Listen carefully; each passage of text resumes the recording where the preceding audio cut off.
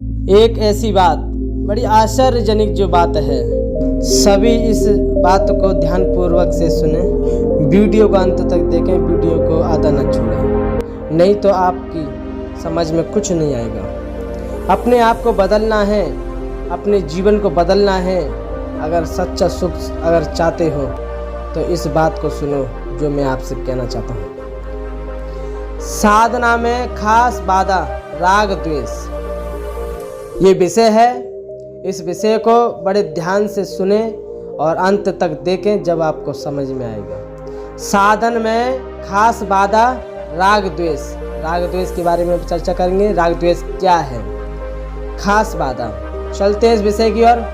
इस विषय में जो कुछ है वो उस विषय को तुम्हें बड़े ध्यान से सुनना है, एकाग्रचित्त होकर सुने। मैं आगे क्या कहता हूँ। सभी अपनी बात रखना चाहते हैं, जिसमें ये दोष हो उसे सुधार करना चाहिए। सुधार भगवान की कृपा से हो सकता है।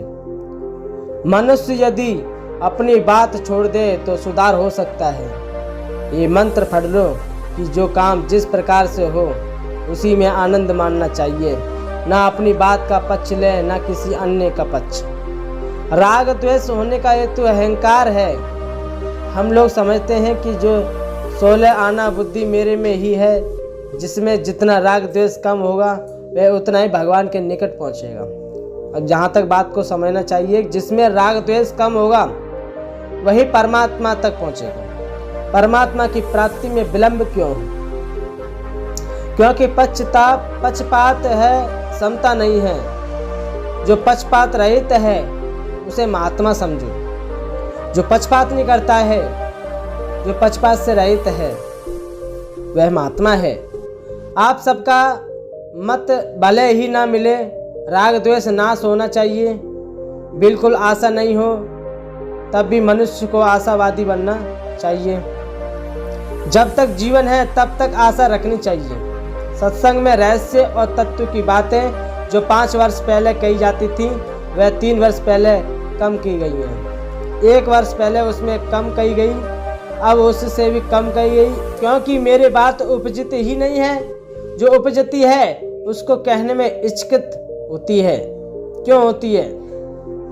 मैं यदि आपको ये कहूँ कि आप मेरे मन के अनुसार चलें, उस प्रकार से चलने पर यदि मैं दावा करके ये कहूँ कि आपको निश्चित रूप से परमात्मा की प्राप्ति हो सकती है, तो भी दोष है। मान बढ़ाई प्रतिष्ठा की इच्छा है, ये भी दोष है। एक दूसरे की महत्ता देके एक दूसरे की बात को आदर देवे तो उसका क्या स्वरूप आएगा। मेरी ये बात कम समझ में आई हुई है। मैंने अपनी भूल मानी, उसने अपनी भूल मानी, तो वहाँ सुधार होगा। सामने वाले की शरण हो जाए और कहें कि बोल तू क्या चाहता है। हम सब अपना सुधार चाहते हैं, फिर भी सुधार नहीं हो रहा। सबसे बढ़कर यही बात है कि अपने स्वार्थ का त्याग करना चाहिए। यदि दूसरा भाई हमारा दोष बताए तो हमें अपना दोष स्वीकार कर लेना चाहिए। इस बात से बहुत लाभ है, झूठ भी नहीं है इस जगह। यदि हम ये कहें कि हमारा दोष नहीं है तो ये कहना ठीक नहीं है। दोष मान लेना ठीक है, क्योंकि हमारे अंदर दोषों से भरी हुई एक गठरी है। उस दोष को हम दूर करते जाएंगे तो हमारे अंदर सुधार होगा। यदि मैं किसी को आपके 2 अवगुण बताऊं, आप अपने 4 अवगुण बताएं, तब तो ठीक है। ईश्वर के ऊपर भरोसा रखें। ईश्वर के राज्य में हमें दोषी नहीं होना चाहिए। किसी को अपनी दोषी नहीं होने का प्रमाण देने की आवश्यकता नहीं है। मौन होकर ईश्वर का न्याय देखना चाहिए। यदि दोषी नहीं होने का प्रमाण देते हैं तो ईश्वर निर्भरता की कमी है। सच्चे मनुष्य को घबराने की कोई आवश्यकता नहीं है, बल्कि ये समझना चाहिए कि सफाई देना लज्जा की बात है। यदि मैं सच्चा हूँ तो भगवान आकर सफाई देंगे। इससे भी ऊंचा दर्जा है कि सफाई की इच्छा भी नहीं रखते। न्याय चाहने की अपेक्षा अपने ऊपर अन्याय हो उसको सह लेना और भी उत्तम है। इस प्रकार हमें वास्तव में अपना सुधार करना चाहिए। कोई हमें दोष बताए तो अपने स्वीकार करें। ये कहें कि तुम्हारे लोभ का दोष है तो कहें लोभ का ही नहीं, काम का भी दोष है। आपको मालूम नहीं है, मैंने जो बात कही है यदि उसके अनुसार साधन करो तो जितने वर्ष आपने साधन किया है उतने महीने भी नहीं लगेंगे और परमात्मा की प्राप्ति हो जाएगी। ये बात लिख कर रख लो। और एक बात की आपसे आपस का व्यवहार ठीक हो जाए, उत्तरोत्तर आपकी उन्नति हो जाए, ये मेरा उद्देश्य है।